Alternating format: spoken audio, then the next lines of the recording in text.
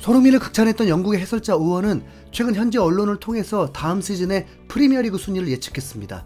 1위는 지난 시즌 3관왕 팀인 맨시티, 2위도 지난 시즌 준우승 팀이자 이번엔 맨시티를 잡아버린 아스날, 우승과 준우승은 지난 시즌과 똑같이 맨시티와 아스날이 차지할 거라고 봤는데요. 3위 리버풀, 4위 맨유, 5위 첼시까지 기존 빅6 팀들이 다시 상위권을 차지하면서 반등할 거라는 전망을 내놨습니다. 특히 첼시는 지난 시즌 12위를 하면서 중간보다 아래 위치한 팀이었는데 포체티노 감독의 부임을 높게 평가했는지 다음 시즌은 챔스까지 진출할 거라고 했네요. 그런데 어이없게도 토트넘의 순위는 올해보다도 한 단계가 더 낮아진 9위라고 예측해서 큰 논란을 낳았습니다. 6위 아스톤빌라, 7위 뉴캐슬, 8위 브라이튼, 그 다음에야 토트넘의 이름을 넣으면서 결과적으로는 다소 황당한 예측이 된 거죠. 물론 프리미어리그 경쟁이 매우 치열하고 토트넘이 챔스권에 들기 쉽지 않겠지만 9위는 해도 너무한 평가 맞잖아요. 그리고 지난 시즌 4위인 뉴캐슬이 내년에는 7위까지 떨어질 거라고 한 것도 신뢰도를 낮추는 요소 중 하나입니다.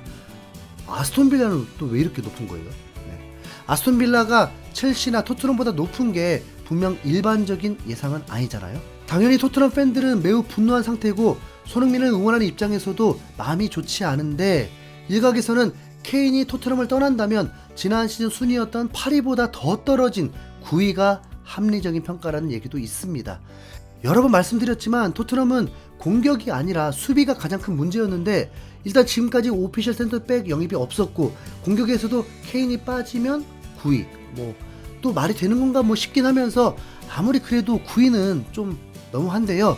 그런데 최근 이적 전문가인 로마노 기자가 반더벤과 벨리스 이적이 모두 완료됐다라면서 토트넘이 센터백 반더벤과 공격수 벨리스를 모두 영입하는 데 성공했다고 밝히면서 분위기가 180도 달라지고 있습니다.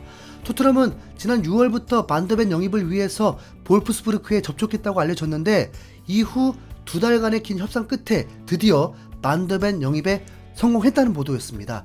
지난 시즌부터 그토록 원하던 수비수 보강이 개막전 며칠을 앞두고 드디어 된 거죠. 벨리스 역시 아르헨티나의 공격수 유망주로 이탈리아의 AC 밀란도 탐을 내는 선수인데 케인 이후를 대비하고 있는 토트넘에서 발빠르게 잘 영입했다는 평가입니다. 우도지, 반더벤, 로메로, 포로의 포백이면 지난 시즌 토트넘의 수비와 비교해서 갑자기 몇 배가 업그레이드된 느낌입니다. 그렇다면 오원이 말한 9위라는 순위도 대규모로 변동돼야 맞는 거겠죠. 여기에 케인마저 잔류할 것으로 보여서 토트넘의 예상 순위는 더 올라갈 수 있습니다. 바이에른 뮌헨은 케인과 개인 협상을 마치고 토트넘과의 이적료만 맞추면 되는 상황에서 레비가 요구한 1억 파운드를 주지 않고 자신들만의 계획을 밀어붙이고 있는데요. 지금까지 총 3번의 제안을 했는데 단 한 번도 1억 파운드에 근접한 적이 없습니다. 스포츠 전문 매체인 디 애슬레틱에서는 토트넘이 뮌헨의 3번째 제안까지 거절했다면서 토트넘이 뮌헨의 최신 제안을 거절했다. 양측은 지난 주말 런던에서 회담을 했지만 케인에 대한 가치평가에서 2,500만 파운드의 차이가 있었다라면서 레비의 요구를 충족시키지 못했다고 했죠. 보다 보니까 뮌헨도 진짜 황당한 팀인 게 레비가 절대 호구가 아니라는 걸 알면서도 금액조차 맞춰오지를 않고 있습니다. 팔기 싫은 사람을 설득하려면 적어도 9천만 파운드 정도는 가져와야 10% 깎아달라고 말이라도 해보잖아요.